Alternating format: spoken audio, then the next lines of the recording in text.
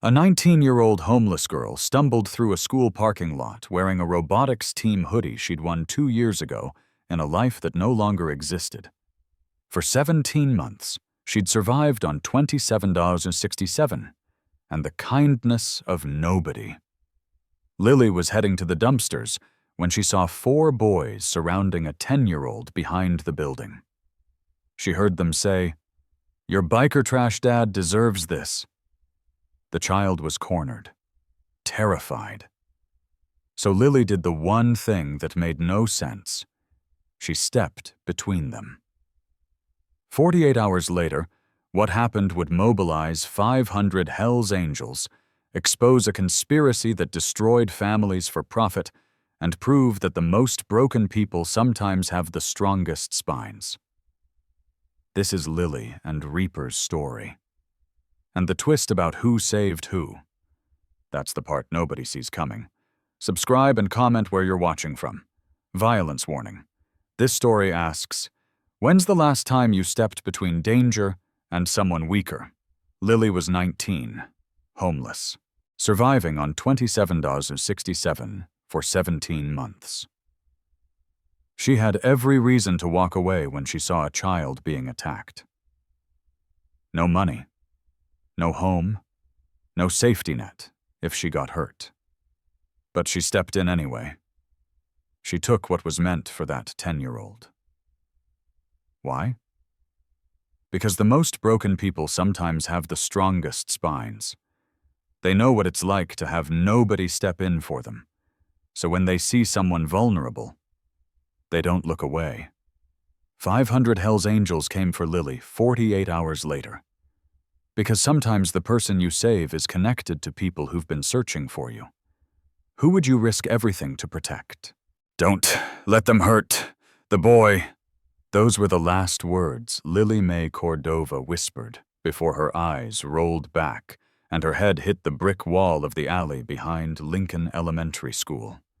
6 words, barely audible, spoken through broken ribs and a suspected skull fracture. But they were the words that would change everything. Let me take you back 3 hours. 3:17 p.m. Friday afternoon. Late October in Millbrook, Oregon. The temperature was dropping toward 54 degrees, and the sky had that heavy gray quality that promised rain before nightfall. The kind of weather that makes you grateful for a warm home. Lily Mae Cordova didn't have a warm home. She had 1847 Industrial Park Road, an abandoned auto repair garage on the east side of town, with holes in the roof, no heat, and a door that didn't lock. She had a navy blue hoodie that said State Champion Robotics Team 2023 across the chest, back when she'd had a future. She had black canvas sneakers held together with electrical tape and wire because the left sole had separated months ago. And she had $27.67 in crumpled bills and change, her entire net worth at 19 years old. What she didn't have was visibility. For 17 months, since the day she'd aged out of the foster system with a $127 check and a list of resources she couldn't access without an address, Lily had been practicing the art of disappearing. She moved along walls. She never crossed open spaces directly.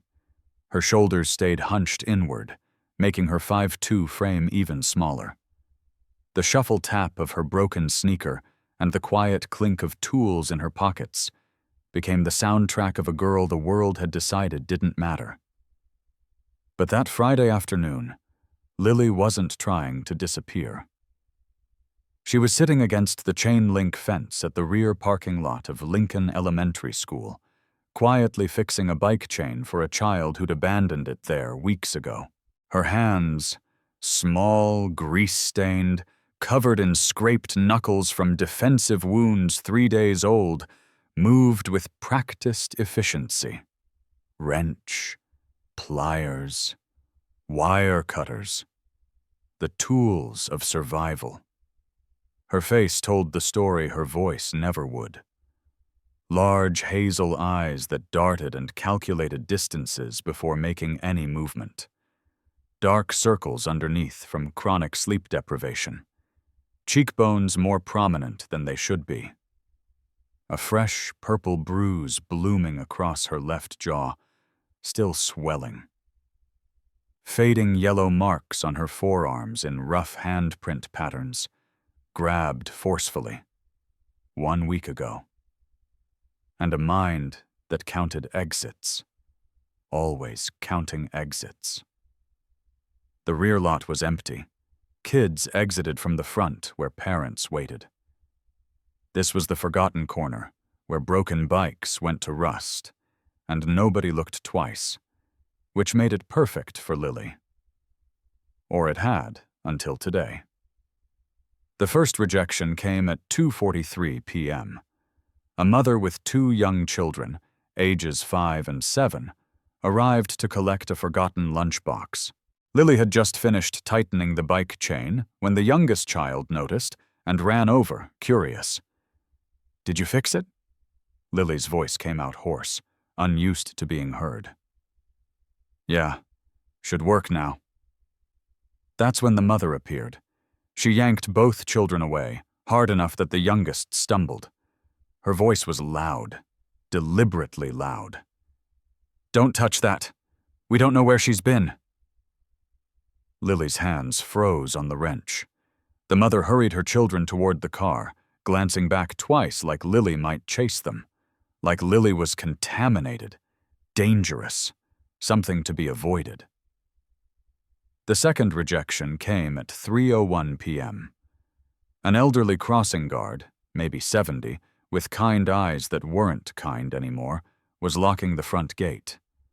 Lily approached carefully, keeping distance, making herself small. "Excuse me, could I use the bathroom inside?" He looked her up and down, took in the torn sneakers, the grease-stained cargo pants, the hoodie that had seen better years. His expression shifted from neutral to cold. "Facilities are for students and staff only." He turned his back before she could respond. Lily had been a student once, different district, same system. The system that had failed her in every possible way. But Frank Dalton, that was his name, she'd learn later, didn't see a former student. He saw a transient, a problem, someone to be removed. The third rejection came at 3:09 p.m. 3 teenage boys from the local high school cut through the lot as a shortcut. 16, maybe 17 years old. Athletic builds, expensive sneakers, the kind of kids who'd never known hunger. One of them kicked Lily's backpack. Accidentally. Tools spilled across the asphalt. Wrenches, screwdrivers, wire, electrical tape. The contents of her entire survival kit scattered like her dignity. They laughed. "Nice garage sale, tweaker." The assumption landed like a punch, that she was on drugs, that this was a choice, that she'd done something to deserve this existence. Lily said nothing, just knelt and gathered her tools with shaking hands, keeping her eyes down, making herself invisible again. But the fourth rejection, that was the one that hurt most. 3:14 p.m. 3 women in expensive activewear emerged from the school's side entrance, heading to a PTA meeting. Designer leggings, matching water bottles. The kind of women who organized charity drives for the less fortunate while stepping over the less fortunate on their way inside. One of them, Sarah Jo Bennett, though Lily didn't know her name then, looked directly at Lily sitting against the fence, whispered to the others. All 3 clutched their purses tighter. Sarah Jo's voice carried across the parking lot. Meant to carry. "I'm calling Principal Marsh. We can't have transients loitering where children are." Another woman nodded. Louder. "What kind of example does this set? Our tax dollars pay for this school, not a homeless shelter." They walked inside without looking back. Lily pressed her forehead against her knees. 17 months of this. 17 months of being treated like a contaminant, like a problem to be solved by removal, like she'd chosen to lose her parents in a car accident at 8 years old, like she'd chosen to bounce through foster homes for 10 years, like she'd chosen to age out with nowhere to go. The robotics scholarship to community college, gone, because you can't maintain enrollment without a stable address. The 8 job applications, ignored because she'd listed a P.O. box and one manager had told her directly, "We don't hire street people." The shelter she'd tried 13 months ago, abandoned after being assaulted in the bathroom by an older resident, the police taking a report that went nowhere, the shelter management saying she must have provoked it. Every door closed. Every system failed. Every authority turned away. And now this. Being called a transient by women who'd never missed a meal. Being threatened with removal from a public space for the crime of existing while poor. Lily gathered her tools back into her backpack. Her hands moved automatically, muscle memory from months of packing and unpacking, always ready to move, always ready to run. That's when she heard the voices. Young, male, multiple. Coming from the direction of the dumpsters around the corner, in the alcove where the security cameras didn't reach. Lily knew those blind spots. She'd mapped every one in this neighborhood. Survival required knowing where you could exist unseen. But these voices weren't trying to hide. They were confident, entitled, excited. He comes through here every Friday. His dad picks him up on that stupid motorcycle. Brandon, you sure about this? My dad said the biker trash needs to learn. This is how they learn. Lily's breath caught. She knew that name. Brandon. Brandon Hartwell. 16 years old. Son of Rick Hartwell III, the man who owned half the commercial buildings in Millbrook. The man whose voice she'd overheard 3 weeks ago through a cracked office window while sheltering from rain. The man who'd said, "Create enough incidents with the kid, CPS gets involved, maybe Dad realizes a safer neighborhood would be better for his son." The man who wanted to buy a garage for $340,000 that was worth $580,000 and was willing to terrorize a child to pressure the father into selling. Lily's old phone, cracked screen, barely functional, was in her pocket. She'd recorded part of that conversation 3 weeks ago without understanding what it meant. Just instinct. A habit from foster care. Document everything, because nobody believes you without proof. And now Brandon Hartwell and his crew were here, waiting for someone. Lily crept toward the corner. Stayed low, moved along the wall the way she'd learned to move, silent, invisible, insignificant. She peered around the dumpster. 4 boys, all around 16. Brandon in the center, 5'10", athletic, wearing a Letterman jacket. The other 3 flanking him.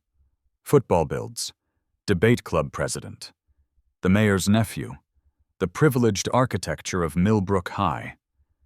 And Brandon's right hand was in his gym bag. When he pulled it out, Lily saw the brass knuckles, engraved. Initials BMH across the metal surface, custom made, expensive. A weapon that said, "I can hurt you and nothing will happen to me." There he is. Lily followed their gaze. A boy was walking through the lot, 10 years old maybe, small for his age, wearing a backpack covered in skateboard stickers, dark hair, nervous posture. He was heading toward the designated motorcycle parking spot near the rear entrance. Cody Morrison.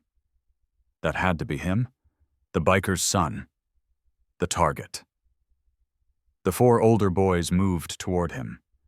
Predators closing in. Cody saw them. Froze. His eyes went wide. Not surprise, recognition. This had happened before.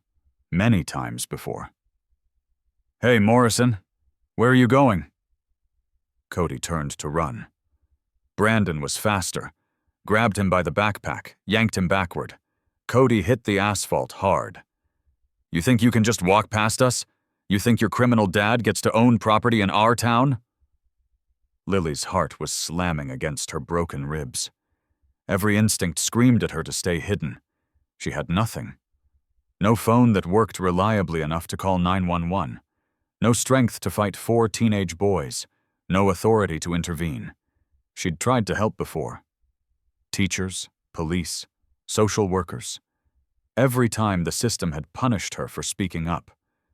But then Brandon slipped the brass knuckles onto his right hand. And Cody, this small, terrified child, looked around desperately for help that wasn't coming. Just like Lily had looked around for help for 17 months. Just like she'd looked around in that shelter bathroom. Just like she'd looked around when CPS had handed her that $127 check and told her good luck. Brandon raised his fist. Lily didn't think. Thinking would have stopped her. Thinking would have reminded her that she weighed 97 pounds, that she had a partially healed fracture in her left wrist from being jumped 11 months ago, that she had $27.67 and nowhere to go if she got hurt worse. Thinking would have reminded her that nobody helps girls like her. But Cody wasn't a girl like her. Cody was 10 years old and about to have his face shattered by brass knuckles because his father refused to sell a garage to a man who treated human beings like obstacles to profit. Lily ran. She didn't run well. Her broken sneaker flopped, her backpack bounced, her malnourished body screamed in protest. But she ran straight at Brandon Hartwell, and she hit him with everything she had, which wasn't much, but it was enough to knock his aim off course. The punch meant for Cody's face hit Lily's jaw instead. The impact was instant, blinding. Her head snapped sideways, and she felt something crack. Not break, but crack, deep in her skull where thoughts lived. The world tilted. Her knees buckled. She fell against Cody, shielding him with her body. Brandon stared at her, shocked. "What the?" But his friends were already pulling him back. Because now there were witnesses. A teacher had emerged from the side entrance. Someone was shouting. The 4 boys ran. Lily stayed down, wrapped around Cody like a human shield. She felt liquid warmth on the left side of her face, blood flowing freely from where the brass knuckles had split skin and fractured bone. Cody was crying. I'm sorry, I didn't mean—" Lily's voice came out slurred. "Not your fault." She tried to stand. Couldn't. Her ribs. She'd landed hard, and something had shifted. Broken. 3 of them, she'd learn later. The pain was white-hot, stealing her breath. "Don't move." The teacher's voice. Distant. Running closer. But Lily knew what happened when authorities arrived. Questions she couldn't answer. ID she didn't have. Address she couldn't provide. They'd call an ambulance she couldn't pay for, or they'd call police who'd move her along, or they'd call social services who'd already aged her out. She pushed herself up on her hands and knees. The world spun. Blood dripped onto the asphalt. Tap, tap, tap, like the beat of her broken sneaker. "Stay." Cody grabbed her sleeve. "Please stay." Lily looked at him. This child, this scared, crying child whose only crime was having a father society, had decided to fear. "You're okay," she whispered. "That's what matters." She stumbled to her feet, grabbed her backpack. Half the tools had spilled again, But she didn't have time.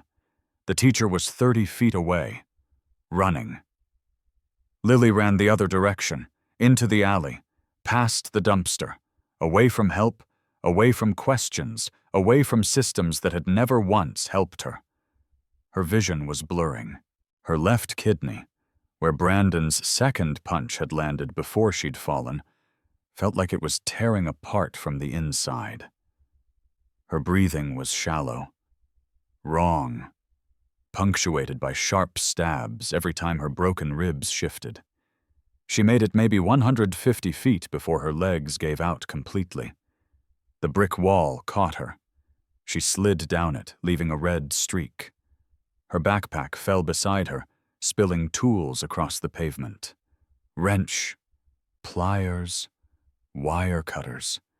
The instruments of her survival, scattered and useless. She pressed her left hand to her head wound.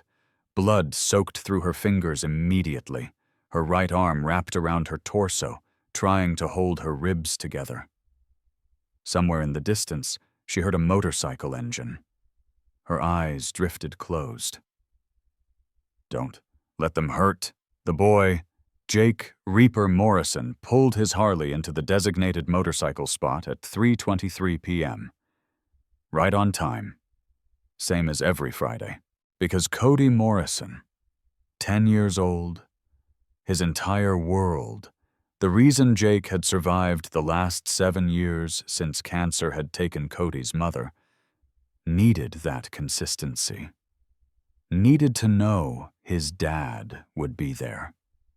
Jake was 38 years old, 6'2", 215 pounds of muscle earned through physical labor and discipline.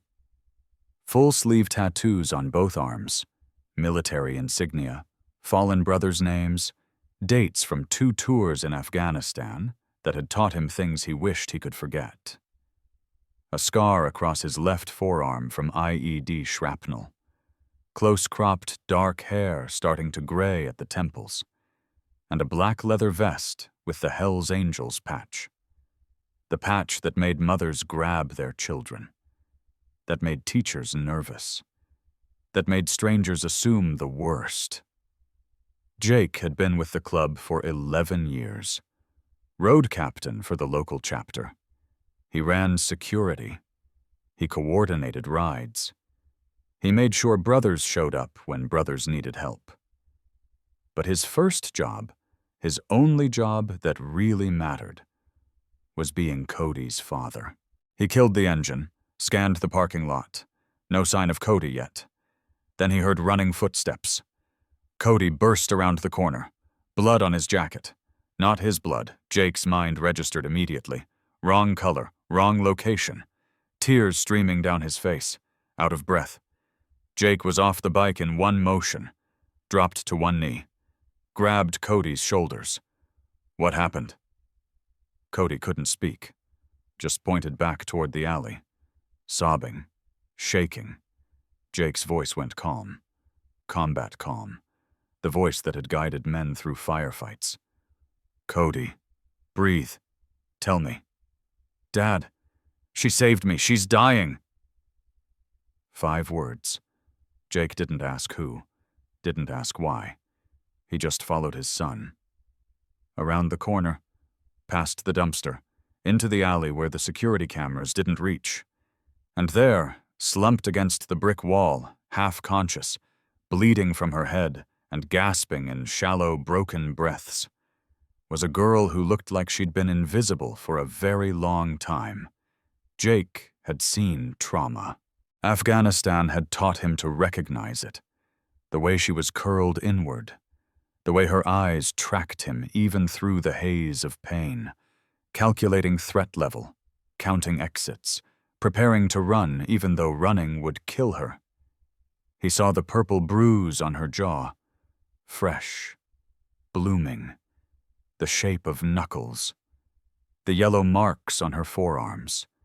The scraped knuckles. The too thin frame. The worn clothing held together with wire and hope. He saw the backpack spilled open beside her.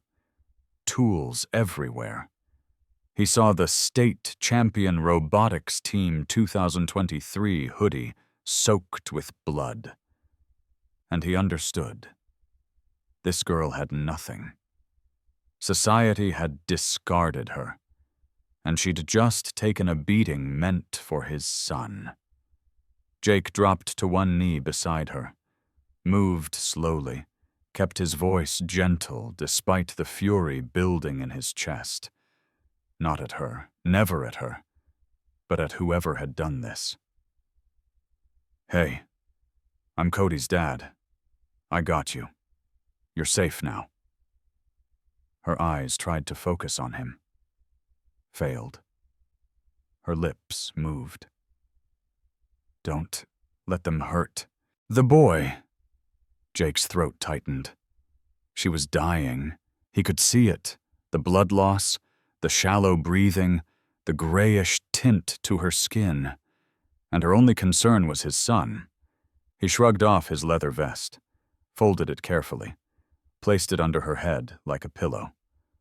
That vest was sacred.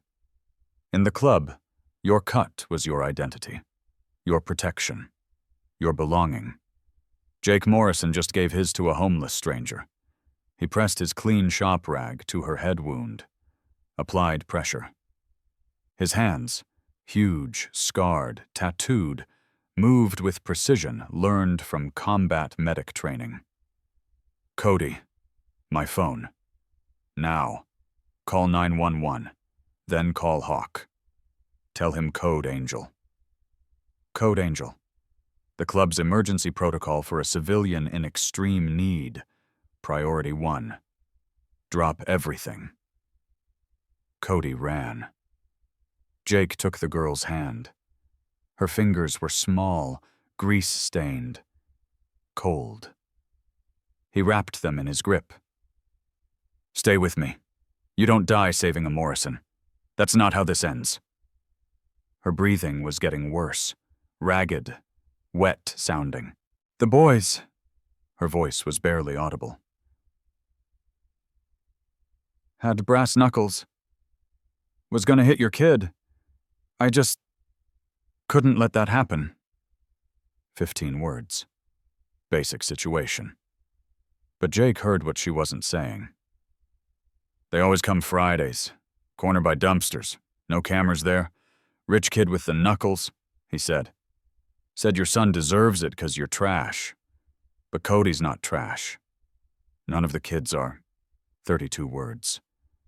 And now Jake understood. This wasn't random. This was systematic. Targeted. His son had been hunted, and this girl with nothing, had seen the pattern. Her grip on his hand tightened.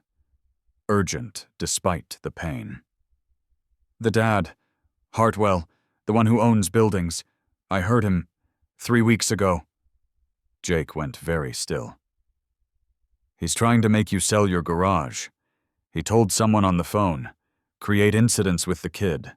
That's why Brandon keeps hurting Cody. It's not random. Your garage is worth money and he wants you gone." 57 words that ripped Jake's world apart and put it back together in a new configuration.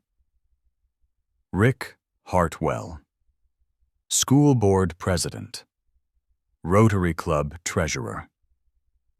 The man who'd offered Jake $340,000 for a garage worth $580,000 and acted offended when Jake had refused. The man who'd been targeting Jake's son for months. The man whose son had just tried to shatter Cody's face with brass knuckles. All for a real estate deal. Jake's face went cold, but his voice stayed steady, because this girl needed him steady. "Listen to me, Lily." He didn't know her name yet, but he needed to call her something. Lily seemed right, gentle, flowering despite concrete.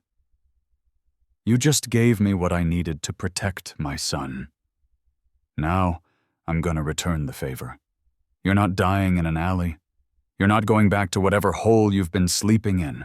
You're not invisible anymore. You hear me? He moved his hand to her shoulder. Gentle, but firm. The touch that says, you're claimed. You're protected. You belong now. The angels take care of their own. And you just became one of ours. He draped his vest over her shivering body. In that moment, Jake Morrison adopted Lily Mae Cordova into his family. Cody knelt beside them. Ambulance is coming. Hawk said, he said 20 minutes. 20 minutes for the ambulance, but Hawk had said 20 minutes for something else. The brothers were coming. The sirens arrived at 3:31 p.m., 8 minutes after Jake's call. But by then, the first wave of brothers had already arrived. 4 Harley-Davidsons roared into the parking lot in tight formation. Riders dismounted in synchronized movements, military precision born from years of riding together. Not chaos, not a gang descending, a coordinated response. The first rider was Marcus Hawk Sullivan, 52 years old, former Army Ranger Colonel who'd spent 24 years leading men through missions where one mistake meant body bags. Now he led a different kind of brotherhood. Same discipline, same honor, same absolute refusal to let the innocent suffer. Hawk had lost his daughter 15 years ago. Drunk driver. She'd been 8 years old. He didn't talk about it much, but everyone in the chapter knew. Protecting kids was non-negotiable. Hawk's boots hit the pavement. He took in the scene in one sweep. The girl bleeding against the wall, Jake's vest over her body, Cody standing guard, the scattered tools, the blood trail. He knelt beside Jake. Status: head trauma, suspected skull fracture, 3 broken ribs, internal bleeding. She's been homeless 17 months, malnourished. She took brass knuckles to the face protecting Cody. Hawk's jaw tightened. Who? Brandon Hartwell. Rick Hartwell's son. Hawk's expression didn't change, but something shifted behind his eyes. Recognition, understanding, and something else, the cold calculation of a man who'd spent decades solving tactical problems. The school board president. The same. The second rider stepped forward. Thomas Badge Garrett, 48 years old, ex-detective with 22 years on the force before retiring. He still had connections. He still knew how to pull records that civilians couldn't access. Badge looked at the girl, looked at Jake, looked at the angle of the blood spatter on the wall. They ran which direction? Cody pointed. Toward the front parking lot, 4 of them. Brandon, Tyler Chen, Marcus Delaney, and the mayor's nephew, Connor something. Badge pulled out his phone, started typing. I'll have their juvenile records in 10 minutes, and I'll pull Hartwell's property filings. The third rider was William Doc Chen, 61 years old, Vietnam veteran, combat medic, medical school dropout who'd spent 40 years running underground first aid for people without insurance. Doc moved to the girl's other side, checked her pulse, lifted Jake's rag to examine the head wound. His hands, weathered, steady, covered in faded tattoos, moved with practiced efficiency. Pulse is thready. Blood pressure's dropping. She needs a hospital now, not in 20 minutes. Ambulance is 6 minutes out, Hawk said. She might not have 6 minutes. The fourth rider was younger, Marcus Jr., MJ to everyone, 29 years old, Hawk's son, computer programmer who handled the chapter's social media and documentation. He was already filming. Not the girl, never the victim without consent, but the scene, the evidence, the context. We need statements, MJ said quietly. Witnesses. Anyone who saw what happened. That's when the teacher appeared, the one who'd been running toward Cody. She'd stayed with the principal, giving her statement to the police who'd arrived 3 minutes before the ambulance. Now she stood at the alley entrance, staring at 4 massive bikers in leather vests surrounding a bleeding girl. Her name was Margaret Chen, 67 years old, retired after 40 years of teaching. She volunteered at Lincoln Elementary because she loved children and couldn't imagine not being around them. Margaret had seen Lily. For weeks she'd seen her. Fixing bikes in the rear lot. Moving like a ghost. Never asking for anything. Margaret had never known Lily was homeless.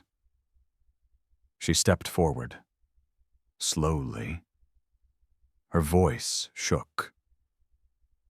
I saw what happened. The Hartwell boy. He had something metal on his hand. He was going to hit the child. And she, Margaret pointed at Lily. She ran between them. She saved him. Hawk stood, extended his hand. Ma'am, I'm Marcus Sullivan, Cody's honorary uncle. Would you be willing to give a statement? Margaret took his hand, noticed it was gentle despite its size. Yes, I'll tell anyone who'll listen. Badge stepped forward. I'll take it. I'm former detective. I know how to document this properly. By 3:39 p.m., the ambulance had loaded Lily onto a stretcher. Jake rode with her, held her hand the entire way, told the EMTs her name was Lily. He still didn't know her real name, but he'd find out, and that she was under his protection. The EMT gave him a look. Are you family? Jake's voice was flat. Final. I am now. By 4:15 p.m., the emergency room doctor had delivered the news Jake had expected and dreaded. Subdural hematoma, kidney contusion with active bleeding, 3 fractured ribs, one of which punctured pleural space, collapsed lung. Severe malnutrition complicating everything. We're taking her to surgery now. How long? 4 hours, maybe more. Jake called Hawk. She's in surgery. 4 hours. I need eyes on Hartwell. Both of them. Father and son. I need to know where they are, what they're doing, and I need evidence that puts them away. Hawk's voice was calm. Already on it. Badge pulled the records. Brandon Hartwell has 3 sealed juvenile complaints. All assault. All dismissed. 2 of the complainants withdrew statements. The 3rd was transferred to a different school. Jake's hands clenched. His father made it disappear. Every single time. And there's more. Rick Hartwell filed intent to purchase your property 8 months ago. He's been lowballing you as part of a $2.3 million development project. Your garage sits on land worth $580,000. He offered you $340,000. I know. I refused. 2 weeks after you refused, Brandon's harassment of Cody escalated. Badge found incident reports filed by teachers, 4 reports, all disappeared from the official record. Jake closed his eyes, breathed through the rage. Where is Rick Hartwell right now? Professor's tracking him. Give me 20 minutes. Isaiah Professor Stone was the chapter's 5th key member. 55 years old, former high school counselor with a psychology degree and a gift for reading people. He'd spent 30 years helping kids process trauma. Now he used those skills for the club. By 4:47 p.m., Professor had found Rick Hartwell at Mike's gambling den on the east side of town, having a drink, watching a football game, looking relaxed, Like he hadn't orchestrated the attempted maiming of a 10-year-old child. Like his son hadn't nearly killed a homeless girl. Like this was just another Friday. Professor sat 3 stools down, ordered a beer, watched. Rick Hartwell was exactly what Professor expected. Expensive polo shirt, pressed khakis, Italian loafers, manicured nails. The kind of man who'd built his wealth by crushing people too poor to fight back. Hartwell's phone rang. He answered. Yeah? Professor couldn't hear the other side, but he heard Hartwell's responses. Relax. Brandon's home. No, nobody's pressing charges. The principal called me already. Some homeless girl caused a disturbance. They're handling it. Pause. She's a transient. Nobody's going to believe her. And even if they did, Brandon was defending himself. Pause. Look, the garage owner will sell. He's already scared. Another month of this, maybe 2, he'll realize his kid isn't safe. That's how this works. Professor's jaw tightened. He pulled out his phone, started recording. My investment group is getting impatient. I told them spring at the latest. The $340,000 offer expires April 1st. After that, I file for eminent domain proceedings. Either way, I get the land. Pause. The biker's not a problem. He's a convicted... Hartwell paused. Corrected himself. Never mind, he's not convicted, but he associates with criminals. That's enough. One call to CPS, and we can make his life very uncomfortable. Professor had heard enough. He sent the recording to Hawk. Then he sent it to Badge. Then he sent it to Jake. By 5:23 p.m., Badge had pulled more records. Rick Hartwell's business dealings went back 15 years. A pattern emerged. In 2009, he'd purchased a property from the Nguyen family, Vietnamese immigrants who'd run a restaurant on the same block as Jake's garage. They'd sold for $287,000. Actual value, $465,000. Badge found the timeline. 11 months of harassment. Health department inspections increased from annual to monthly. 5 break-ins.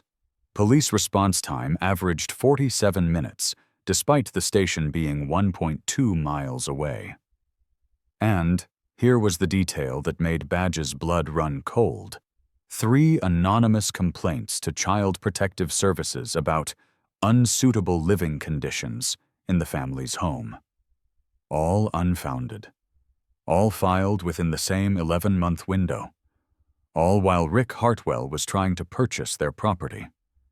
The Nguyen's had 2 children, 8 and 10 years old at the time, the same ages their children had been when the harassment started. Badge cross-referenced the dates. The complaints to CPS had stopped the same week the Nguyen's signed the sale agreement. He's done this before, Badge said into the phone. He was talking to Hawk, but Jake was on the line too, pacing outside the surgical waiting room. The Nguyen family, 2009, same pattern. Target the kids to pressure the parents. Jake's voice was ice. Where are the Nguyen's now? Relocated to California. The wife, Thu Nguyen, died 2 years later. Cancer. But I'm betting the stress didn't help. Silence on the line. Then Hawk. We're not letting him do this again. By 6:47 p.m., the brothers started arriving in force. Not just the local chapter. 3 neighboring chapters had gotten the call. Code angel for a girl who'd saved a brother's son. For a child being systematically targeted by a man who used wealth as a weapon. The hospital parking lot began to fill with motorcycles. 20 bikes. 40. 60. By 7:15 p.m., there were 127 Harleys parked in perfect formation across the lot. The hospital staff was nervous. Security approached Hawk. "Sir, we're going to need you to—" Hawk cut him off. Politely. Firmly. "We're here for a girl in surgery. We're not causing trouble. We're just being present." The security guard looked at the sea of leather vests. The men standing in quiet formation.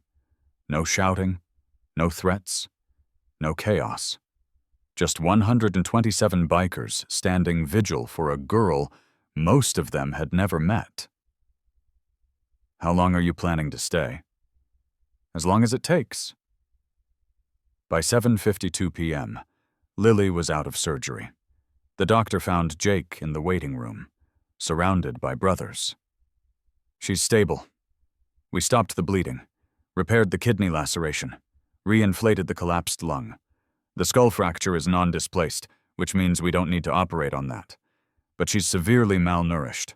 Her body is struggling to heal. We're keeping her in ICU for at least 48 hours. Can I see her? She's sedated. But yes, 2 visitors at a time." Jake and Cody went in first. Lily looked impossibly small in the hospital bed.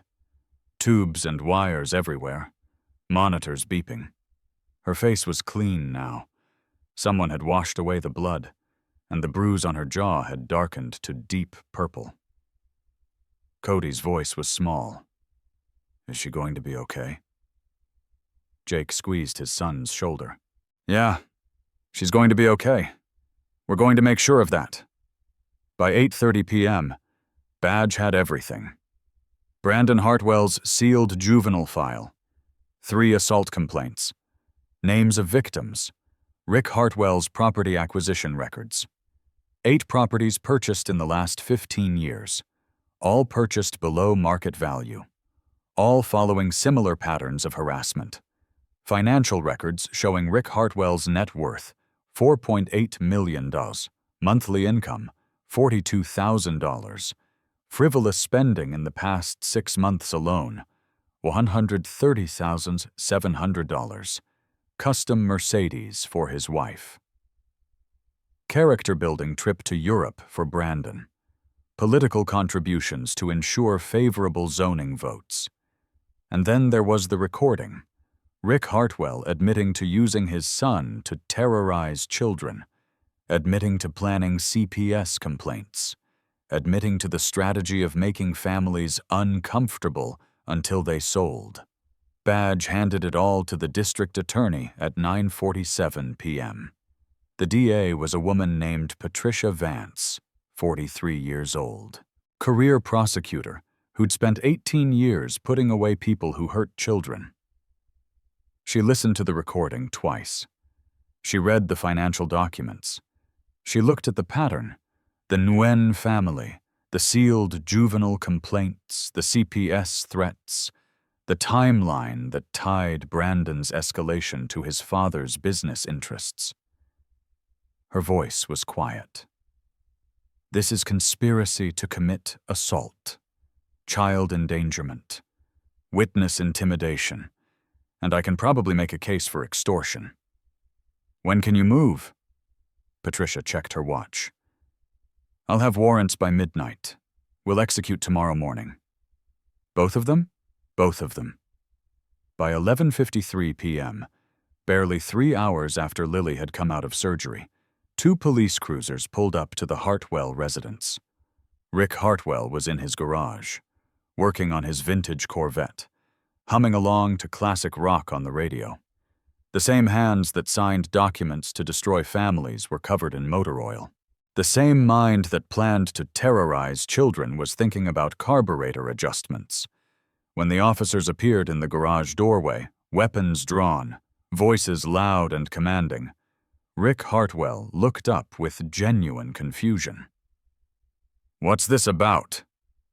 "Richard Hartwell, you're under arrest for conspiracy to commit assault, child endangerment, and witness intimidation." They read him his rights right there in the driveway. Face down on the concrete, arms wrenched behind his back, neighbors watching from windows. Brandon Hartwell was arrested in his bedroom, surrounded by trophies, Football, debate, academic achievement. The locked desk drawer was opened with a warrant. Inside, brass knuckles with BMH engraved across the surface. Photos of kids he'd intimidated. Cash he'd stolen from victims. A list of names. Cody Morrison was at the top. They charged him as an adult.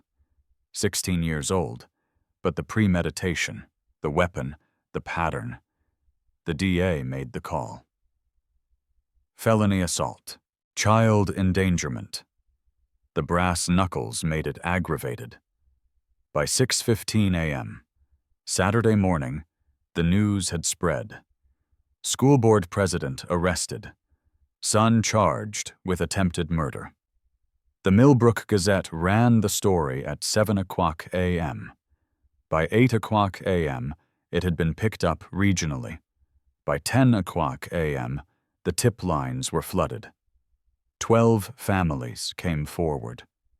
12 families whose children had been targeted by Brandon Hartwell, whose complaints had disappeared, who'd been told boys will be boys, or no evidence, or he said, she said.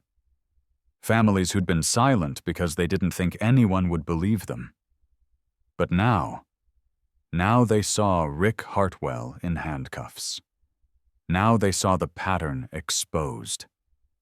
Now they found their voices. By noon Saturday, the hospital parking lot looked like a motorcycle rally. Word had spread through the Hells Angels network. Pacific Northwest chapters, Northern California, Nevada, even a few brothers from as far as Montana. They came for Lily, for Cody, for the principle that children, all children, especially the invisible ones, deserved protection. The count reached 500 motorcycles. Local news cameras showed up, started filming the formation, the discipline, the quiet presence. A reporter approached Hawk. "Why are you here?" Hawk's answer was simple. "A girl with nothing gave everything to save a child. We're here to make sure she knows she's not invisible anymore." The reporter tried to paint it as intimidation, as a biker gang descending on a hospital. But the footage showed something else. Men standing quietly, bringing flowers, teddy bears, cards, taking turns sitting in the waiting room. Never loud, never threatening, just present. When the hospital administrator tried to limit visitors, Hawk negotiated. 2 brothers in the waiting room at all times, rotating shifts. We'll follow every rule. We're not here to cause problems. We're here to be family for someone who doesn't have any." The administrator looked at the sea of leather vests. The men who could have been intimidating, but were instead standing in respectful silence. She agreed. By Sunday morning, Lily woke up. Jake was beside her bed. Cody was asleep in the chair, head on his father's lap. Lily's eyes opened slowly. Confusion. Fear. The instinct to run. Then she saw Jake. Recognition flickered. "You're Cody's dad." Jake's voice was gentle. "Yeah. And you're Lily. We got your name from your old student ID in your backpack. Lily Mae Cordova." "Where?" "County General. You've been in surgery. You're safe. Brandon Hartwell and his father are both in custody." Lily's eyes widened. They'll get out. They always get out." "Not this time. The DA has recordings, financial records. 12 families have come forward with complaints against Brandon. The pattern goes back years. Rick Hartwell used his son as a weapon to pressure property sales. The Nguyen family in 2009. You have proof that he planned to do the same thing to me." Lily tried to sit up, gasped at the pain. "Easy." Jake gently pressed her shoulder. "You've got 3 broken ribs, a repaired kidney, and a skull fracture. You're going to be here a few days. I can't pay for this. Already handled. The club set up a fund. And before you argue, you saved my son. That makes you family. Family takes care of family. Tears welled in Lily's eyes. Not from pain. From something she hadn't felt in 17 months. Being seen, being valued, belonging somewhere. I don't understand, she whispered. Why are you helping me? Jake's answer was simple. Because you helped us. Because you stood up when everyone else walked away. Because you're exactly the kind of person who deserves a second chance. Cody stirred, opened his eyes, saw Lily awake. You're okay. Lily managed a small smile. Yeah, thanks to you. No, thanks to you. You saved me. The room went quiet for a moment. Then Lily asked the question that had been haunting her. What happens to me after I leave here? Jake had been waiting for that question. Had the answer ready. You're coming home with us. The trial lasted 3 days. The jury deliberated for less than 2 hours. Rick Hartwell III, school board president, Rotary Club treasurer, pillar of the community, was found guilty on all counts: conspiracy to commit assault, child endangerment, witness intimidation, extortion. Brandon Hartwell, tried as an adult, was convicted of aggravated assault with a deadly weapon, felony child endangerment, and 3 additional counts from previous victims who'd finally found the courage to testify. The sentencing hearing was packed. Families filled the gallery. The Nguyens flew in from California. Van Nguyen, now a widower, wanted to look Rick Hartwell in the eye when justice was finally served. 12 families who'd been silenced gave victim impact statements. Margaret Chen, the retired teacher, testified about watching Lily fix children's bikes for weeks, never knowing she was homeless, never offering help. Her voice broke when she said, I saw her, but I didn't see her. And I'll carry that shame for the rest of my life. Frank Dalton, the crossing guard who'd refused Lily bathroom access, stood before the court and admitted his failure. I treated a child like a problem to be removed. I was supposed to protect kids. Instead, I turned one away when she needed basic human dignity. There's no excuse. Sarah Jo Bennett, the PTA member who'd called Lily a transient, testified through tears. I organize charity drives. I donate to homeless shelters. But when a homeless girl was sitting 30 feet from me, I called security. I saw what I expected to see, instead of seeing a human being who needed help. The judge listened to all of it. Then she sentenced Rick Hartwell to 8 years in state prison. No eligibility for parole for 5 years. Brandon received 6 years, with mandatory therapy and anger management. His expensive lawyers had argued for leniency, for his promising future, for his academic achievements.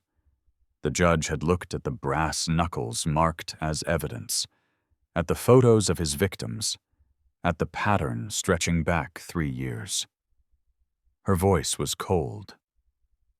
This court has heard about your potential. But potential means nothing when you've spent years destroying other people's futures. You'll have time to think about that. Bail recommendations were high enough that neither Hartwell would be making it out before trial. Restraining orders were filed before Rick even processed into county jail, protecting Jake, Cody, and Lily. Protecting the 12 families who'd testified. Protecting anyone who'd stood against him. But justice in a courtroom was only the beginning. The real work was happening 15 miles away, at 647 Industrial Boulevard. Jake Morrison's garage. Lily was discharged from the hospital after 6 days. Doc had visited every day, coordinating with her medical team, making sure her recovery was tracked properly. The malnutrition was the biggest concern. Refeeding syndrome, where a starving body struggles to process nutrition properly. They'd started slow, monitored her carefully. By day 4, she could walk without getting dizzy. By day 6, the doctors agreed she was stable enough to leave. But there was the question nobody had answered out loud. Where would she go? Lily asked it directly. Sitting in her hospital bed, wearing donated clothes because her blood-stained hoodie had been kept as evidence. Her hands twisted the blanket. I need to find a shelter that'll take me, before it gets dark. Jake, sitting in the chair beside her bed, shook his head. You're not going to a shelter. I don't have anywhere else. Yeah, you do. That's when Cody came in, barely able to contain his excitement. Can I show her now? Jake smiled. Go ahead. Cody pulled out his phone, showed Lily the photos. A tiny home. Maybe 400 square feet. Wood-sided, with a small porch, large windows, and a bright red door. Inside, a bed with a real mattress, a kitchenette, a bathroom, bookshelves, a desk. And in the corner, a full workbench with organized tools. The brothers built it, Cody said. Behind our house. It's yours. Lily stared at the photos. I can't afford... Jake's voice was gentle, but firm. It's not for rent. It's yours. Free and clear. The club raised money from chapters across 3 states. $42,000 in 6 days. We built the tiny home, set up utilities, furnished it. You've got a workshop because Professor said you used to do robotics, and Doc said working with your hands helps you think. Lily's hands shook. Why would you do this? Because you saved my son. Because you deserve safety. Because the world told you that you don't matter, and we're here to prove the world wrong. The tears came then. Not quiet tears. Deep, shaking sobs from a girl who'd spent 17 months believing she was invisible. Jake didn't tell her to stop crying. He just sat there. Present. Patient. When she could speak again, her voice was hoarse. I don't know how to accept this. You don't have to know how. You just have to say yes. Lily looked at the photos again. At the red door. At the workshop. At the possibility of safety. Yes. The first night in her tiny home, Lily couldn't sleep. Not because she was uncomfortable. The bed was the softest thing she'd touched in 17 months. But because she kept waiting for it to disappear. For someone to tell her there'd been a mistake. For the door to open and authorities to remove her. At 2:00 a.m., she heard footsteps on the porch. Her heart slammed. Fight or flight. Old instincts. Then a gentle knock. Lily, it's Professor. Saw your light on. Thought you might want company. She opened the door. Professor stood there with 2 cups of tea. Chamomile. Helps with sleep. Mind if I sit? They sat on her porch. The night was cold, but there were blankets. Soft, clean blankets that smelled like laundry detergent instead of mildew. You're safe here, Professor said quietly. I know your brain is telling you this won't last. I know you're waiting for the other shoe to drop. But Lily, this is real. You're home. I don't know how to be home. Nobody does at first. You learn, one day at a time. They sat in silence. Then Professor asked, What do you need most right now? Lily thought about it. Really thought.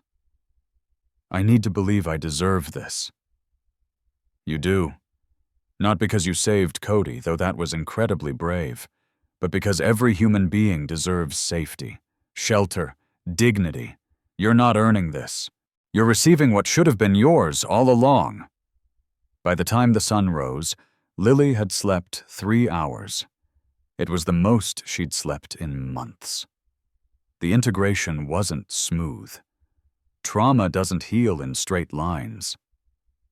Week 1, Lily had 3 panic attacks. Triggered by sirens, by raised voices, by someone knocking unexpectedly. Professor was there for each one, teaching her breathing techniques, grounding exercises, reminding her that her body was reacting to past danger, not present reality. Week 2, Jake enrolled Lily in the local community college. She'd lost her robotics scholarship 16 months ago when she couldn't maintain stable housing. Badge pulled strings, called in favors, got her re-enrolled with a full scholarship. Not the same one, a new one, funded by the Hells Angels Scholarship Foundation that had just been established specifically for youth aging out of foster care. Lily stared at the acceptance letter. "I don't know if I can do this. I haven't been in school in over a year." Jake's response was simple. "You'll do it one class at a time. And if you struggle, we'll get you a tutor. You're not doing this alone." Week 3, Cody asked if Lily would help him with a science project. They worked in her tiny home workshop. She taught him how to use a voltmeter, how to solder connections, how to troubleshoot when circuits didn't work. Cody watched her hands move. Confident, precise, alive. "You're really smart," he said. Lily paused. Nobody had called her smart in a long time. "You are too. You just need someone to show you how things work. Like you showed me how to be brave?" Lily looked at him. This 10-year-old child who'd been hunted for months because his father refused to be bullied. "You were already brave, Cody. You survived Brandon for months before I showed up. That's courage. But you saved me. And you saved me right back. You brought your dad. You stayed when I told you to run. We saved each other." Week 4, the first semester started. Lily walked onto campus. Her backpack, new, donated by MJ, was filled with textbooks, notebooks, pens. No tools rattling. No wire and electrical tape holding it together. She found her robotics engineering class. Sat in the back out of habit. The professor started the lecture. Mechanics, circuitry, problem solving. Lily's hand moved across the notebook, taking notes, solving equations, remembering what it felt like to build things instead of just surviving. After class, the professor stopped her. "Lily Cordova?" Fear spiked. Had she done something wrong? "Yes?" "Your entrance exam scores were exceptional. I wanted to introduce myself.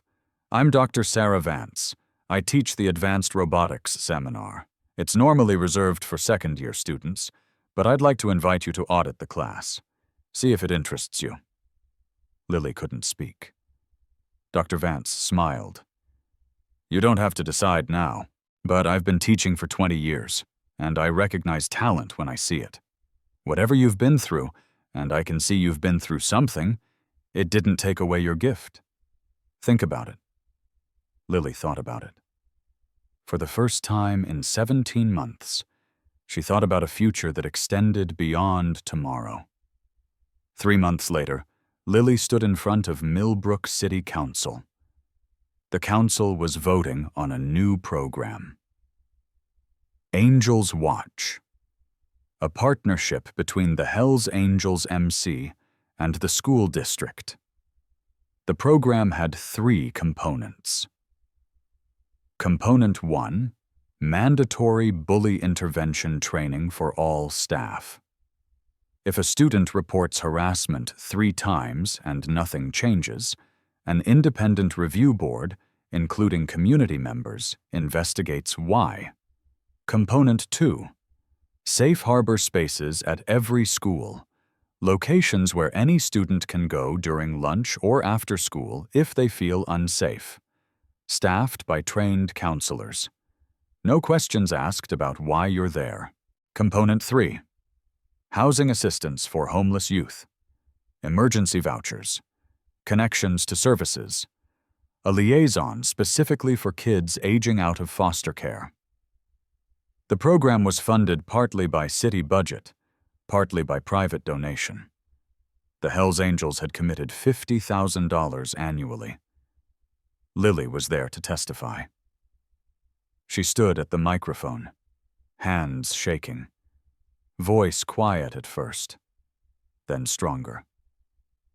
My name is Lily Mae Cordova. 17 months ago, I aged out of foster care with $127 and nowhere to go. For 17 months, I was invisible.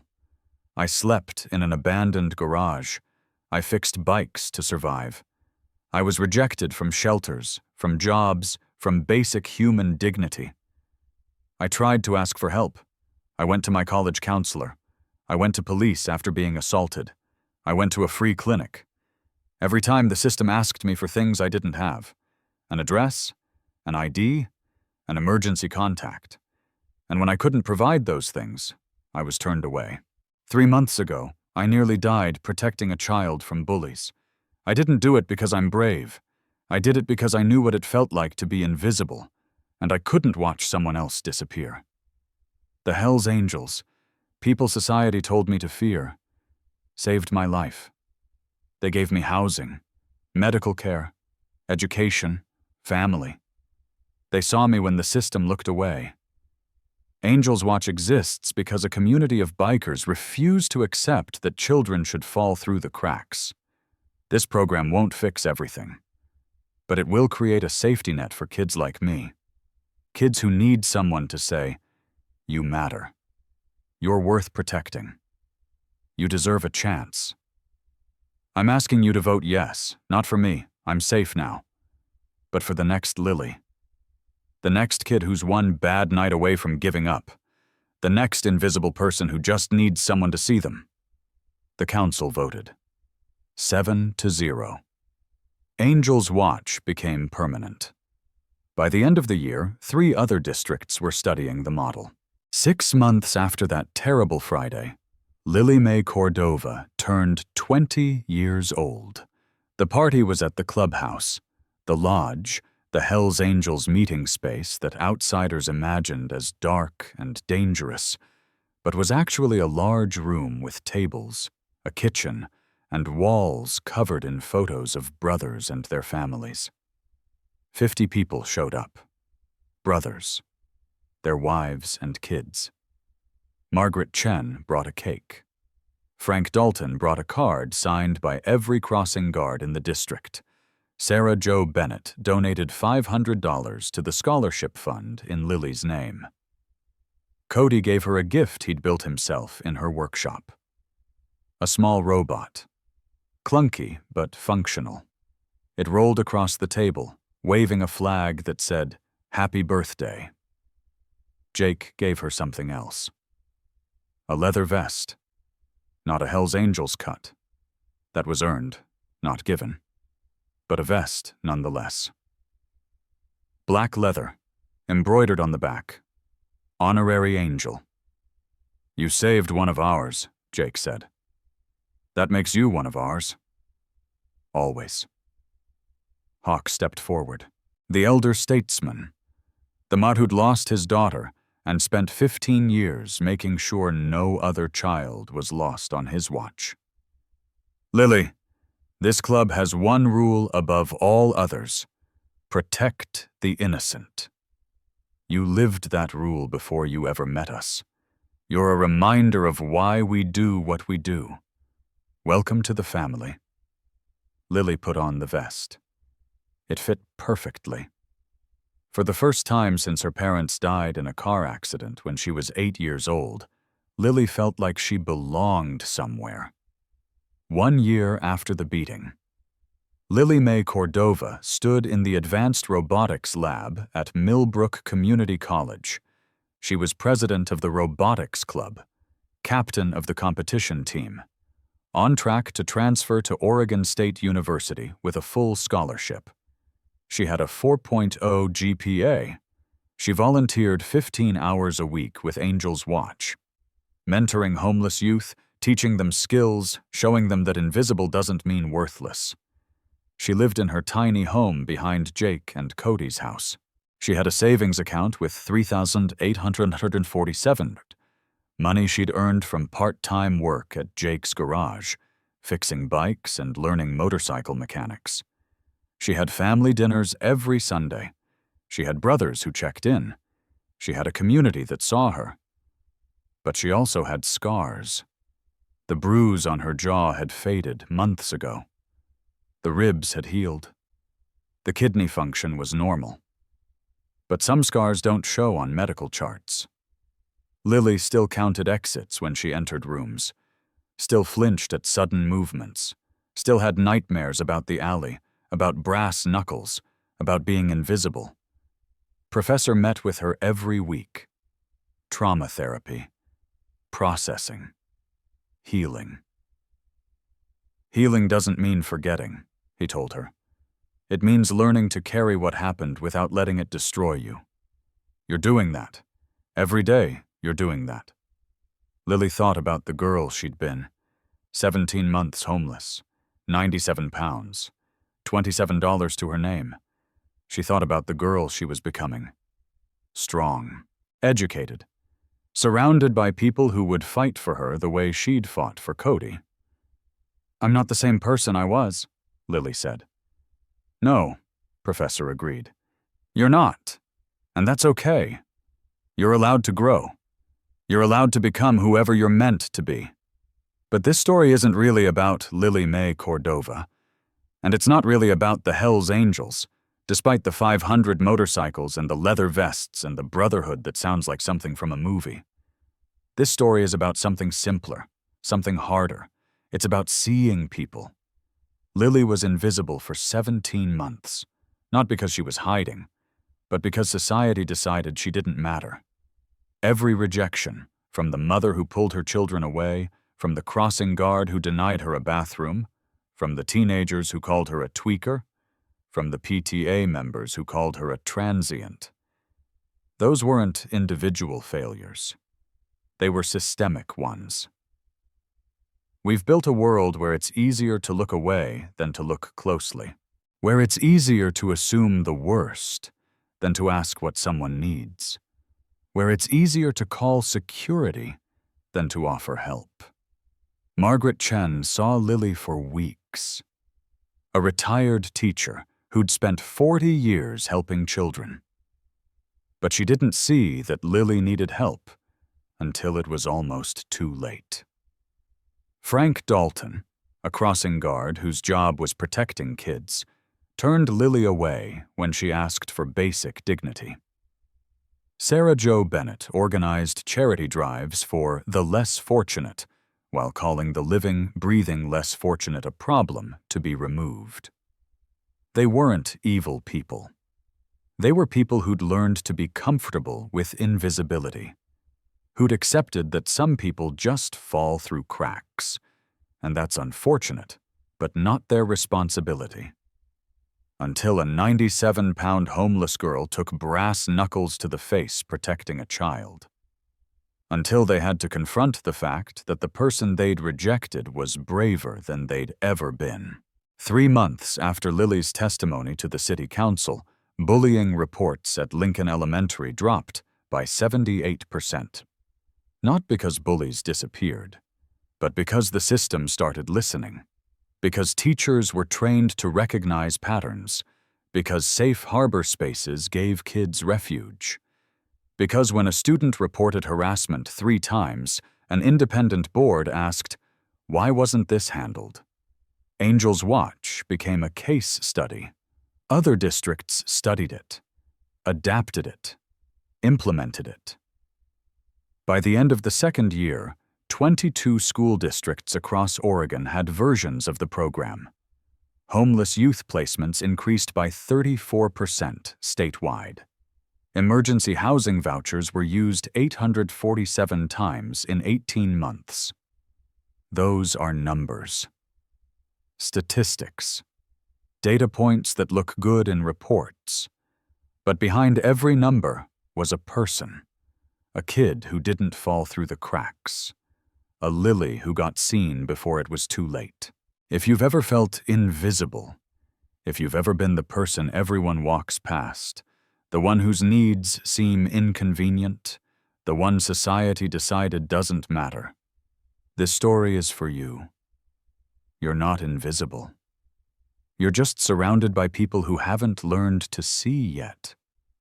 And if you've ever been the person who walked past, if you've ever looked away because it was easier, because you didn't know what to say, because you assumed someone else would help, this story is for you too. You don't need 200 motorcycles to change someone's story. You need to pay attention, to listen when a child hesitates, to ask the uncomfortable questions, to care enough to intervene, even if your voice shakes. Margaret Chen now volunteers with Angel's Watch. She mentors homeless youth. She tells her story about seeing Lily for weeks and never helping, not to punish herself, but to teach others not to make the same mistake. Frank Dalton became an advocate for homeless services. He pushed the city to install public restrooms, to create safe spaces, to treat basic human needs as human rights, not privileges. Sarah Jo Bennett resigned from the PTA, started working directly with social services, uses her organizational skills to connect families in crisis with resources. Says every day, I was part of the problem. Now I'm trying to be part of the solution. They didn't become heroes. They became human beings who chose to see other human beings. That's all it takes. 2 years after the beating, Lily Mae Cordova graduated with her associate's degree. She transferred to Oregon State University on a full scholarship. She's studying robotics engineering, wants to design prosthetics for kids who've lost limbs, wants to create technology that helps people who've been told they're broken. She still lives in the tiny home, still has Sunday dinners with Jake and Cody, still works part-time at the garage, still wears the vest that says Honorary Angel. Jake Morrison's garage is still standing at 647 Industrial Boulevard. Rick Hartwell's development project died when he went to prison. The land is still there. The building is still there. Jake still fixes motorcycles and teaches Cody carburetor repair. But now there's something new in the garage. A sign above the workshop door. It reads, "We fix bikes, we fix people. Nobody gets turned away." 3 times a week, homeless youth come to the garage. Jake teaches them mechanics, pays them fair wages, gives them references for job applications. Lily runs the program. She knows what it means to be seen, to be given a chance, to have someone believe you're worth investing in. In 2 years, 47 kids have come through the program. 47 kids who learned a skill, earned money, got connected to housing resources. 47 kids who didn't fall through the cracks. The last time I saw Lily, she was teaching a 16-year-old girl how to use a torque wrench. The girl was quiet, nervous, had the same look Lily used to have. Eyes that counted exits, shoulders hunched, expecting rejection. Lily's voice was patient, gentle. "You're doing great. See how the socket fits? That's it. Now turn slowly. Feel the resistance? That's how you know you're doing it right." The girl's hands shook. "What if I mess up?" Lily smiled. "Then we fix it. That's what this place is for. Fixing things. including the belief that you're not worth fixing. The girl looked up, met Lily's eyes, saw someone who understood. You were homeless? For 17 months.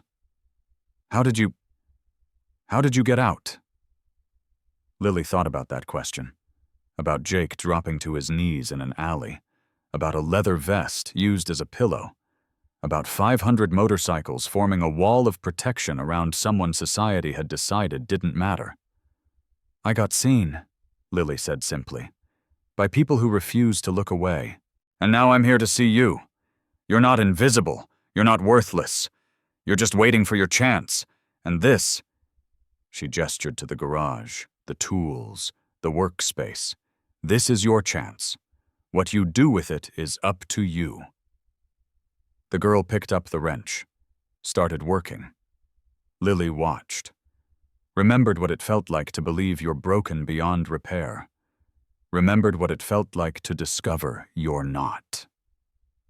If this story moved you, if it reminded you that humanity still exists in unexpected places, I need you to do something.